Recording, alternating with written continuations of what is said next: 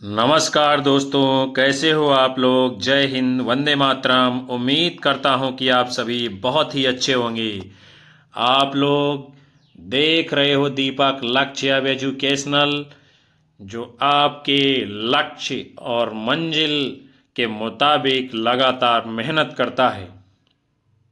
आज का सेशन विद्यार्थियों आप सभी के लिए हिंदी साहित्य की जो आधुनिक गद्य विधाएं हैं उसके अंतर्गत संस्मरण तथा रेखा चित्र विधा से जुड़े हुए तमाम महत्वपूर्ण प्रश्नों को हम लोग देखेंगे, आपसे साझा करेंगे।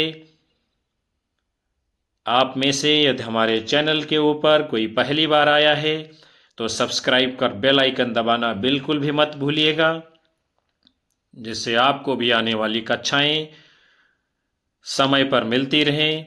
सेशन को एक बार आप सभी लोग लाइक कमेंट कर शेयर कर दीजिए और सत्र को पूरा वॉच करिएगा। पहला प्रश्न आपके सामने है, इनमें से कौन सा संस्मरणात्मक ग्रंथ कृष्णा सोबती द्वारा रचित है।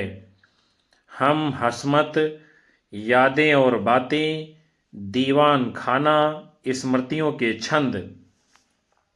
आप लोगों को अपना उत्तर करना है। कौन सी संस्मरण रचना इनमें से कृष्णा सोबती जी की है। तो प्रिय विद्यार्थियों, आप सभी का यदि उत्तर आ रहा है इस प्रश्न का विकल्प ए हम हसमत, तो बिल्कुल ही सही माना जाएगा। हम हसमत ये संस्मरणात्मक ग्रंथ किसका है, कृष्णा सोबती जी का। फिर जो है हम लोग आगे बढ़ते हैं। हम हसमत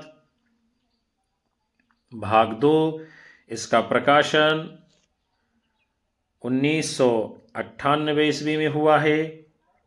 हम हसमत भाग 3 2012 में प्रकाशित हुआ है। शब्दों के आलोक में सोबती एक सोहबत आदि कृष्णा सोबती की अन्य संस्मरणात्मक कृतियां हैं। उसके बाद में स्मृतियों का छंद 1995 ईस्वी, अपने अपने रास्ते 2001 ईस्वी, रामदरस मिश्र जी के संस्मरण हैं। दीवान खाना 1984 ईस्वी, मितवा घर 1995 ईस्वी, अमराई 2000 ईस्वी, पद्मा सचदेवा जी के संस्मरण कृतियां हैं।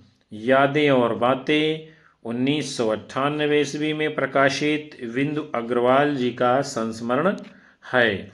हम हसमत भाग 1, इसका प्रकाशन 1977 ईस्वी में हुआ है। कृष्णा सोबती जी के द्वारा लिखा गया संस्मरण एवं रेखा चित्र है।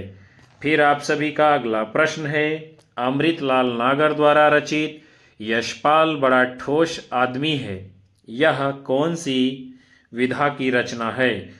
संस्मरण, रिपोर्ताज, कहानी, आत्मकथा।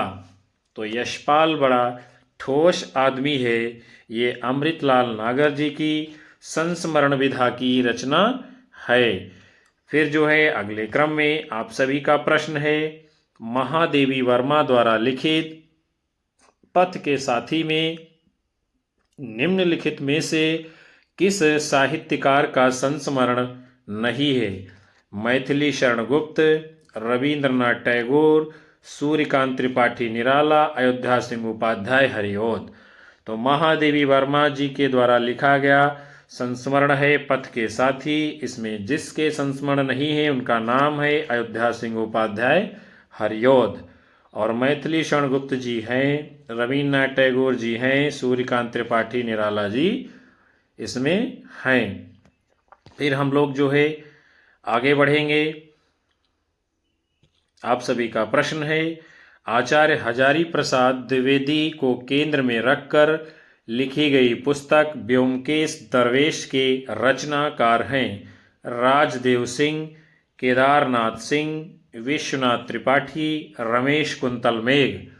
तो आचार्य हजारी प्रसाद द्विवेदी जी को केंद्र में रखकर लिखी गई पुस्तक व्योमकेश दरवेश के लेखक कौन हैं। विकल्प सी, विश्वनाथ त्रिपाठी जी। और इसका प्रकाशन 2010 ईस्वी में हुआ है और यह एक संस्मरण विधा की प्रसिद्ध रचना है। आप सभी का अगला प्रश्न है, निम्नलिखित संस्मरणों का सही अनुक्रम कौन सा होगा? तो चलिए हम लोग विकल्पों को देखते हैं। हमारे आराध्य जंगल के जीव, पथ के साथी, पदम पराग। पथ के साथी, पदम पराग, जंगल के जीव, हमारे आराध्य। आगे के विकल्पों के ऊपर नजर डालते हैं। जंगल के जीव, पदम पराग, पथ के साथी, हमारे आराध्य। पदम पराग, जंगल के जीव, हमारे आराध्य, पथ के साथी। तो जो है आपका सही अनुक्रम विकल्प डी, यानी पहले पदम पराग का प्रकाशन हुआ है, उसके बाद में जंगल के जीव का, फिर हमारे आराध्य, उसके बाद में पथ के साथी। ये जो सभी संस्मरण हैं किसने लिखे हैं और कब प्रकाशित हुए हैं हम लोग देखेंगे। पदम पराग 1929 ईस्वी में, लेखक हैं पदम सिंह शर्मा। जंगल के जीव 1949 ईस्वी में, किसने लिखा है? श्री राम शर्मा ने। हमारे आराध्य प्रकाशन है 1952 ईस्वी, बनारसी दास चतुर्वेदी जी ने लिखा है। पथ के साथी 1956 ईस्वी, महादेवी वर्मा जी ने लिखा है। हम लोग अगले क्रम की ओर चलेंगे। आपका प्रश्न है, सभा की सभ्यता शीर्षक संस्मरण के लेखक हैं महावीर प्रसाद द्विवेदी, कन्हैयालाल मिश्र प्रभाकर, रामवृक्ष बेनीपुरी, भारतेंदु हरिश्चंद्र। तो सभा की सभ्यता संस्मरण रचना के लेखक कौन है? विकल्प ए, महावीर प्रसाद द्विवेदी जी। फिर जो है कन्हैयालाल मिश्र प्रभाकर जी के संस्मरण रचना का नाम क्या है? जिंदगी मुस्काई। रामवृक्ष बेनीपुरी जी का संस्मरण है जंजीरें और दीवारें। और हिंदी के प्रथम संस्मरणकार हैं जिनका नाम है पदम सिंह शर्मा और इनकी रचना का नाम है पदम पराग। इसका प्रकाशन कब होता है? 1929 ईस्वी में। हम सभी लोग प्यारे विद्यार्थियों आगे बढ़ेंगे। आपका फिर प्रश्न है, भगत सिंह राजगुरु आदि से संबंधित संस्मरण संकलित है। जिंदगी मुस्काई, मेरा हमदम मेरा दोस्त, गेहूं और गुलाब, यश की धरोहर में। तो भगत सिंह राजगुरु आदि से संबंधित संस्मरण जिसमें संकलित है उस रचना का नाम क्या है? विकल्प डी, यश की धरोहर। हम लोग आगे बढ़ेंगे। यश की धरोहर नामक जो संस्मरण है इसमें भगत सिंह, राजगुरु, चंद्रशेखर आजाद, सुखदेव और नारायण दास खरे के संस्मरण संकलित हैं। इस संस्मरण के लेखक कौन हैं? भगवान दास माहौर, सदाशिव मलकापुरकर शिव शर्मा। इसके संपादक कौन हैं? बनारसी दास चतुर्वेदी जी। ये आत्मीय संस्मरण उनके साथी क्रांतिकारियों और घनिष्ठ मित्रों ने लिखा है और ये सबसे पहले 1959 ईस्वी में प्रकाशित हुआ था। फिर जो है हम लोग आगे देखते हैं अगले प्रश्न को। संस्मरण साहित्य में महादेवी वर्मा कृत संस्मरण नहीं है। स्मृति की रेखाएं, यामा, पथ के साथी, अतीत के चलचित्र। तो जो नहीं है महादेवी वर्मा की संस्मरण रचना, उसका नाम है विकल्प बी, यामा। यामा ये क्या है फिर विद्यार्थियों? रचना तो महादेवी वर्मा जी की ही है लेकिन ये संस्मरण नहीं है, ये जो है इनकी कविताओं का संकलन है। इसके अंतर्गत निहार, रश्मि, नीरजा और सांदगीत संकलित हैं। यामा काव्य संकलन के ऊपर महादेवी वर्मा जी को भारतीय ज्ञानपीठ पुरस्कार से सम्मानित किया गया है। फिर आपका अगला प्रश्न देखेंगे हम लोग। निम्नलिखित संस्मरणों और रेखा चित्रों को उनके रचनाकारों के साथ में सुमेलित करना है। फिर नीचे दिए गए कूट के अनुसार आपको अपना उत्तर देना है। तो एक तरफ है संस्मरण रेखा चित्र, दूसरी तरफ है उनके रचनाकार। हम लोग मिलान करेंगे। सबसे पहले रचना है चेतना के बिंब। ये रचना किसकी है? डॉक्टर नगेंद्र जी की। स्मृति की रेखाएं, ये रचना है आपके महादेवी वर्मा जी की। दीप जले शंख बजे, ये रचना है कन्हैयालाल मिश्र प्रभाकर की, जो कि नीचे विकल्प कटा हुआ है। और हम हसमत रचना किसकी की है? कृष्णा सोबती जी की। तो यहाँ पर आपका हुआ मिलान। आगे हम लोग देखते हैं कौन सा कूट सही है, तो वो है आपका विकल्प सी सही माना जाएगा। आपका अगला प्रश्न है, राम वृक्ष बेनीपुरी कृत माटी की मूर्तें किस विधा की रचना है? संस्मरण, नाटक, उपन्यास, कहानी। तो लेखक हैं राम वृक्ष बेनीपुरी, रचना का नाम है माटी की मूर्तें। पूछ रहा है विधा इसकी क्या है, आप लोगों को अपना उत्तर देना है। तो माटी की मूर्तें ये क्या है विद्यार्थियों? यदि आप सभी का उत्तर आ रहा है विकल्प ए संस्मरण, तो बिल्कुल सही माना जाएगा। हम लोग आगे चलेंगे। इनके यानी राम वृक्ष बेनीपुरी जी के जो प्रमुख संस्मरण रचनाएं और हैं, माटी की मूर्तें 1946 ईस्वी, गेहूं और गुलाब 1950 ईस्वी, लाल तारा 1938 ईस्वी, मील के पत्थर। हम सभी लोग विद्यार्थियों अगले क्रम की ओर चलते हैं। आप सभी का प्रश्न है, प्रज्ञा प्रवाह में संकलित निराला भाई नामक संस्मरण के अनुसार निराला जी को अपरा पर कितनी राशि का पुरस्कार मिला था? यानी सीधा सा मतलब है, निराला जी की रचना है अपरा, उसके ऊपर कितनी राशि का पुरस्कार मिला था? 2100 रुपये, 5100 रुपये, 7000 रुपये, 11000 रुपये। तो अपरा रचना के ऊपर निराला जी को विकल्प ए 2100 रुपये का पुरस्कार प्रदान किया गया है। निराला भाई संस्मरण की लेखिका कौन है? महादेवी वर्मा जी। निराला की अन्य रचनाएं हैं अनामिका, परिमल, गीतिका, तुलसीदास, कुकुरमुत्ता, अणिमा, बेला, नए पत्ते, अर्चना, आराधना, गीतगुंज, सांध्यकाकली इत्यादि। आप सभी का अगला प्रश्न है विद्यार्थियों, निम्नलिखित में से कौन सी रचना महादेवी वर्मा जी की नहीं है? पथ के साथी, स्मारिका, वे दिन वे लोग, अतीत के चलचित्र। तो जो रचना नहीं है इनमें से महादेवी वर्मा जी की, उसका नाम है विकल्प सी वे दिन वे लोग। वे दिन वे लोग ये रचना जो है संस्मरण विधा की तो है, लेकिन इसके लेखक कौन है? शिवपूजन सहाय जी। और पथ के साथी, अतीत के चलचित्र, ये सभी संस्मरण किसके हैं? महादेवी वर्मा जी के। हम लोग जो है आगे बढ़ेंगे अगले क्रम में। आप सभी का प्रश्न है, किस विधा में तथ्य अत्यावश्यक नहीं होते हैं? जीवनी, यात्रा वृत्तांत, रिपोर्टाज, डायरी, संस्मरण। तो आप लोगों को अपना उत्तर देना है विद्यार्थियों।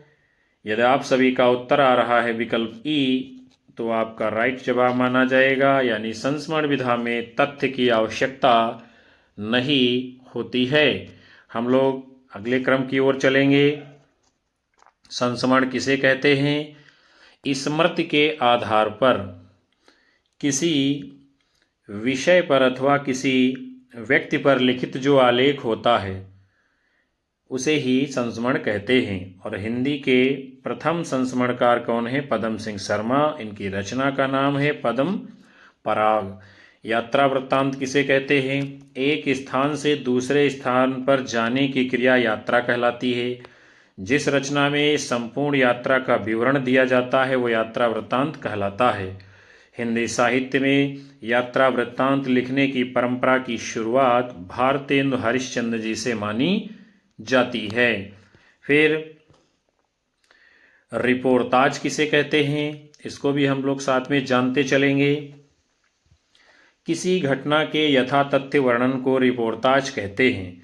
हिंदी में रिपोर्ताज का जनक शिवदान सिंह चौहान को माना जाता है और इनकी कृति का नाम क्या है? लक्ष्मीपुरा, जिसको हिंदी का प्रथम रिपोर्ताज माना गया है। उसके बाद में है डायरी विधा। डायरी लेखन व्यक्ति के द्वारा लिखे गए व्यक्तिगत अनुभवों, सच को लिखित रूप में अंकित करके बनाया गया एक संग्रह है। इसमें लेखक आत्म साक्षात्कार करता है। आत्म साक्षात्कार मतलब अपना मूल्यांकन, खुद से सवाल जवाब करता है। हिंदी में डायरी विधा के प्रवर्तन का श्रेय श्री राम शर्मा को जाता है। सेवाग्राम की डायरी इनकी रचना है, जिसका प्रकाशन 1946 ईस्वी में हुआ है। फिर जो है हम लोग जो आगे बढ़ते हैं विद्यार्थियों, अगले प्रश्न को देखेंगे। याद हो कि ना याद हो संस्मरण कृति के लेखक हैं राजेंद्र यादव, अजीत कुमार, काशीनाथ सिंह, विष्णुकांत शास्त्री। तो याद हो कि ना याद हो संस्मरण किसका है? आपके काशीनाथ सिंह जी का। काशीनाथ सिंह जी के द्वारा लिखे गए अन्य संस्मरण हैं, जैसे कि कौन कौन से? आछे दिन पाछे गए, घर का जोगी जोगड़ा। राजेंद्र यादव जी के संस्मरण हैं, औरों के बहाने वे देवता नहीं। अजीत कुमार के संस्मरण हैं, निकट मन में दूर वन में, और विष्णुकांत शास्त्री के द्वारा लिखा गया संस्मरण है, स्मरण को पाथेय बनने दो, सुधियाँ उस चंदन के वन की, पर साथ साथ चल रही याद। हम लोग जो है अगले क्रम की ओर बढ़ते हैं। आपका प्रश्न है, महादेवी वर्मा की कृति में किस कृति में जीव जंतुओं और पशु पक्षियों से संबंधित संस्मरण हैं? अतीत के चलचित्र, पथ के साथी, स्मृति की रेखाएं, मेरा परिवार। तो महादेवी वर्मा जी की जिस रचना में जीव जंतुओं और पशु पक्षियों का चित्रण किया गया है, उस संस्मरण का नाम है विकल्प डी, मेरा परिवार। और मेरा परिवार ये जो संस्मरण है, इसका प्रकाशन कब होता है? 1972 ईस्वी में। इसमें गिल्लू गिलहरी है, सोना हिरनी है, दुर्मुख खरगोश, गौरा गाय, नीलू कुत्ता, निक्को नेवला, रोजी कुतिया, रानी घोड़ी इत्यादि के संस्मरण हैं। अतीत के चलचित्र 1941 ईस्वी, स्मृति की रेखाएं 1943 ईस्वी में समाज के निरीह प्राणी रेखांकित किए गए हैं। और पथ के साथी, इसका जो है प्रकाशन कब होता है? 1956 ईस्वी में। जो महादेवी के अग्रज एवं सहयोगी हैं, उन्हें प्रिय हैं, जैसे रामा नौकर, बिंदा परित्यक्ता, सबिया, पितृहीन घीसा इत्यादि का स्मरण किया गया है। फिर आप सभी का अगला प्रश्न क्या है? इनमें से रेखा चित्रपरक कौन सी कृति महादेवी वर्मा की नहीं है? बोलती प्रतिमा, अतीत के चलचित्र, स्मृति की रेखाएं, मेरा परिवार। तो जो रेखा चित्र परक कृति महादेवी वर्मा की नहीं है, उसका नाम है विकल्प ए, बोलती प्रतिमा। और बाकी अतीत के चलचित्र, स्मृति की रेखाएं, मेरा परिवार, ये सभी रचनाएं महादेवी वर्मा जी की हैं। और बोलती प्रतिमा ये रचना किसकी है? तो इसको लिखा है आपके श्री राम शर्मा जी ने। बोलती प्रतिमा रेखा चित्र का जो है प्रकाशन 1937 ईस्वी में हुआ है। अतीत के चलचित्र 1941 ईस्वी, स्मृति की रेखाएं 1943 ईस्वी, मेरा परिवार 1972 ईस्वी, ये सभी रेखा चित्र महादेवी वर्मा जी के हैं। आप सभी का अगला प्रश्न है, महादेवी वर्मा कृत मेरा परिवार रेखा चित्र का प्रकाशन वर्ष है? 1971, 1972, 1977, 1941। तो मेरा परिवार रेखा चित्र का प्रकाशन कब हुआ है विद्यार्थियों? विकल्प बी, 1972 ईस्वी में। महादेवी वर्मा जी का जन्म 1907 ईस्वी में फर्रुखाबाद जिले में हुआ है, यानी उत्तर प्रदेश में।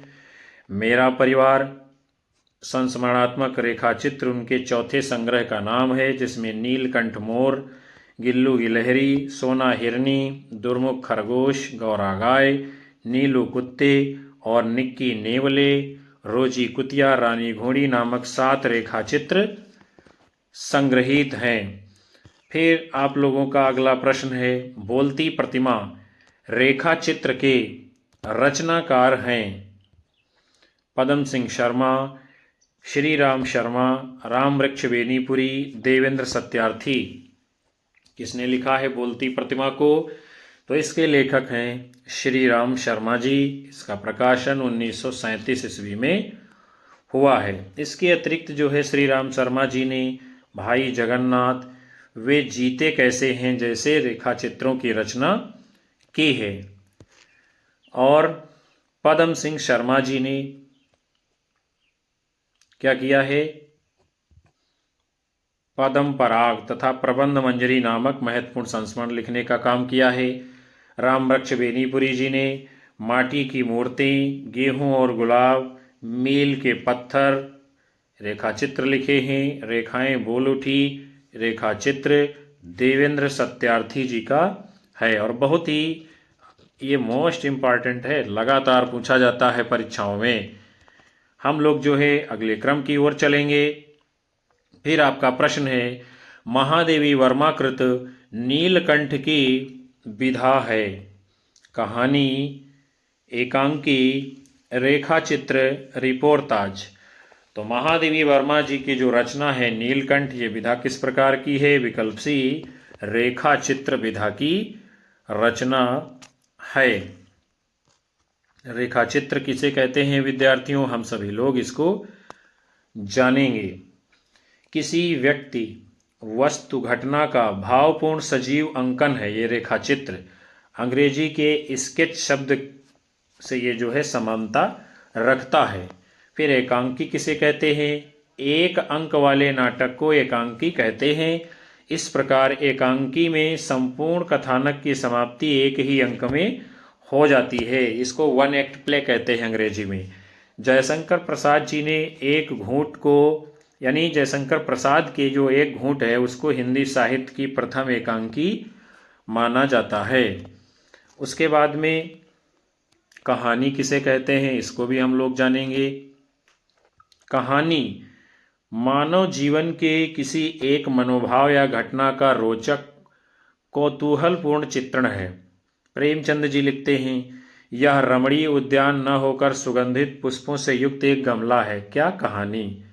आचार्य रामचंद्र शुक्ल जी इंदुमती प्रकाशन वर्ष 1900 ईस्वी को हिंदी की प्रथम कहानी मानते हैं। किसको? इंदुमती को। कौन? आचार्य रामचंद्र शुक्ल। और हजारी प्रसाद द्विवेदी दुलाई वाली को हिंदी की प्रथम कहानी मानते हैं, और इसका प्रकाशन दुलाई वाली का 1907 ईस्वी में होता है। फिर आप सभी का अगला प्रश्न है, 10 तस्वीरें किस विधा की रचना है? आत्मकथा, जीवनी, रिपोर्टाज, रेखा चित्र। तो 10 तस्वीरें ये जो है विद्यार्थियों किस विधा की रचना है आप लोगों को बताना है। तो ये आपकी है जो है विकल्प डी, रेखा चित्र विधा की रचना। और इसके लेखक कौन हैं? तो इसको लिखा है आपके जगदीश चंद्र माथुर जी ने, और इसका प्रकाशन 1963 ईस्वी में हुआ है। आप सभी का अगले क्रम में प्रश्न है, सरयू में संकलित रचना आलोपी का रचनाकार इनमें से कौन है? भगवती प्रसाद वाजपेयी, नरेश मेहता, महादेवी वर्मा, श्रीधर पराडकर। तो सरयू में संकलित रचना आलोपी का रचनाकार कौन है? विकल्प सी, महादेवी वर्मा जी। और यह संस्मरणात्मक रेखा चित्र जो है महादेवी वर्मा जी के रेखा चित्र अतीत के चलचित्र में संग्रहित है। इसमें रामा, भाभी, बिंदा, सबिया, बिट्टू, बालिका, माँ, घीसा, अभागी स्त्री, अलोपी, बबलू, इन 11 रेखा चित्रों का वर्णन किया गया है। और सभी चरित्रों को उन्होंने क्या किया है, अपने जीवन से यानी आसपास से लिया है। इसीलिए इनमें उनके जीवन की विविध घटनाओं और चरित्र के विभिन्न पहलुओं का प्रत्यारोपण अनायास ही हुआ है।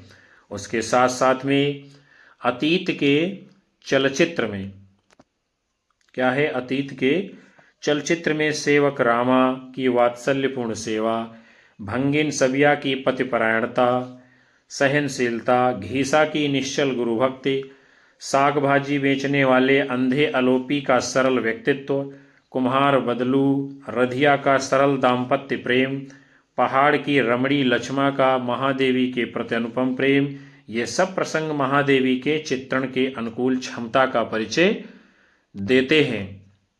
हम लोग अगले क्वेश्चन को देखेंगे। फिर जो है आपका प्रश्न है, प्रज्ञा प्रवाह में संकलित पाठ महाकवि जयशंकर प्रसाद निम्नलिखित में से किस विधा की रचना है? रचना का नाम है महाकवि जयशंकर प्रसाद। रेखा चित्र, आत्मकथा, खंड काव्य, जीवनी। तो प्रज्ञा प्रवाह में संकलित महाकवि जयशंकर प्रसाद, ये क्या है? विकल्प ए रेखा चित्र विधा की रचना है। और महाकवि जयशंकर प्रसाद, ये जो शीर्षक से रेखा चित्र लिखा गया है, इसको जो है लिखा किसने है? शिवपूजन सहाय जी ने। हम लोग जो है अगले क्वेश्चन को देखेंगे। फिर आपका प्रश्न है, दीप जले शंख बजे के रचनाकार हैं विष्णु प्रभाकर, रघुवीर सहाय, कन्हैयालाल मिश्र प्रभाकर, भुवनेश्वर। तो दीप जले शंख बजे ये रचना किसकी है? कन्हैयालाल मिश्र प्रभाकर जी की। और ये क्या है? ये है रेखा चित्र।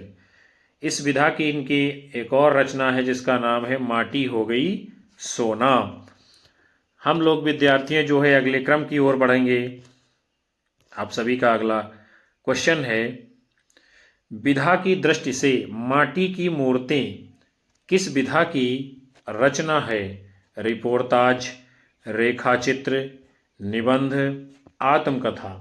तो विधा की दृष्टि से माटी की मूर्तें, ये जो रचना है ये है आपके रेखा चित्र विधा की। और लिखा किसने है इसको? राम वृक्ष बेनीपुरी जी ने। और माटी की मूर्तें, ये जो रेखा चित्र है राम वृक्ष बेनीपुरी जी का, इस रेखा चित्र में कुल कितने हैं रेखा चित्र विद्यार्थियों? तो इसमें 12 रेखा चित्र शामिल हैं। कौन कौन से? रजिया, बलदेव सिंह, सरजू भैया, मंगर, रूपा की आजी, देव, बाल गोविंद भगत, भौजी, परमेश्वर, बैजू मामा, सुभान खां, बुधिया। माटी की मूर्तें को कहीं कहीं पर संस्मरण भी माना जाता है और कहीं कहीं पर यह रेखा चित्र और संस्मरण अर्थात दोनों में रचना यह गिनी जाती है। उसके बाद में आप सभी का अगला प्रश्न है, रेखाएं बोल उठी रेखा चित्र किसने लिखा है? देवेंद्र सत्यार्थी, शांतिप्रिय द्विवेदी, शिवपूजन सहाय, उपेंद्रनाथ अश्क। तो रेखाएं बोल उठी रेखा चित्र किसने लिखा है? आप लोगों को अपना उत्तर करना है विद्यार्थियों।